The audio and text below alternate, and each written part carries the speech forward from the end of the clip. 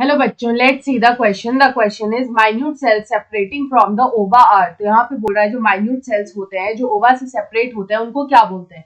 Option 1 is primary oogonia, option 2 is polar bodies, option 3 is secondary oogonia and option 4 is spermatogonia, primary spermatogonia. तो यहाँ पे अगर हम लोग देखें तो यहाँ पे हम लोग देखेंगे इस क्वेश्चन का की कंसेप्ट। तो यहाँ पे अगर हम लोग की कंसेप्ट में बात करें तो ओवा का फॉर्मेशन कैसे होता है, तो यहाँ पे oogenesis जो प्रोसेस है वो हमें देखने को मिलता है इन फीमेल्स।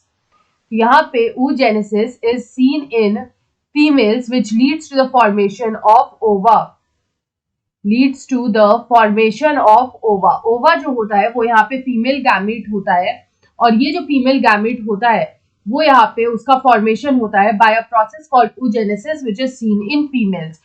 तो यहाँ पे ये oogenesis होता कैसे है, तो यहाँ पे ये जो oogenesis है ये होता है in the ovaries of the female. It occurs in the ovaries of the females. और यहाँ पे जो कई सारे हार्मोन्स होते हैं उनसे यहाँ पे ये स्टिमुलेट होता है। तो यहाँ पे जो हार्मोन्स रिस्पॉन्सिबल होते हैं वो होता है फॉलिकल स्टिमुलेटिंग हार्मोन।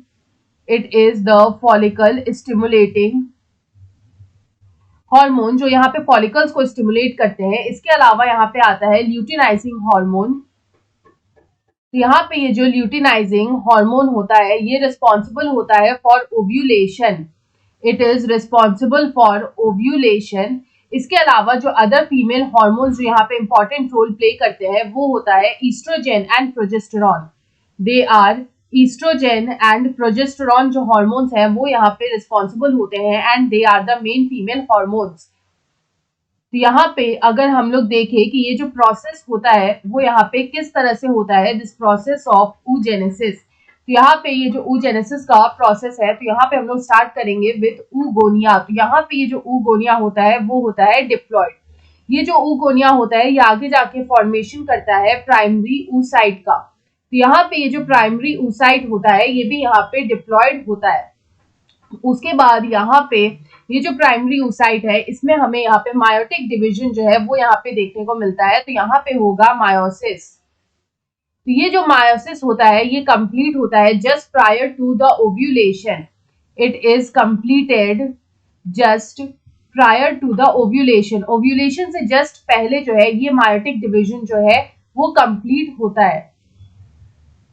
तो यहाँ पे जो है फॉर्मेशन होगा सेकेंडरी oocyte का और उसके अलावा यहाँ पे फॉर्मेशन होगा फर्स्ट पोलर बॉडी का।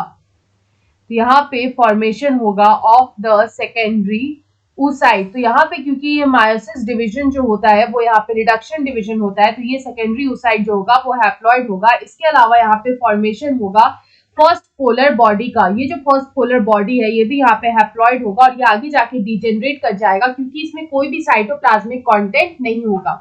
उसके बाद ये जो सेकेंडरी oocyte है ये आगे जाके फॉर्मेशन करेगा ओवम का या फिर ओवा का और ये जो ओवा होगा ये भी यहाँ पे हैप्लॉइड होगा। उसके अलावा यहाँ पे फॉर्मेशन होगा सेकेंड पोलर बॉडी का जिसमें की साइटोप्लाज्मिक कंटेंट जो है वो बिल्कुल ही नहीं रहेगा और ये भी आगे जाके डिजेनरेट कर जाएगा।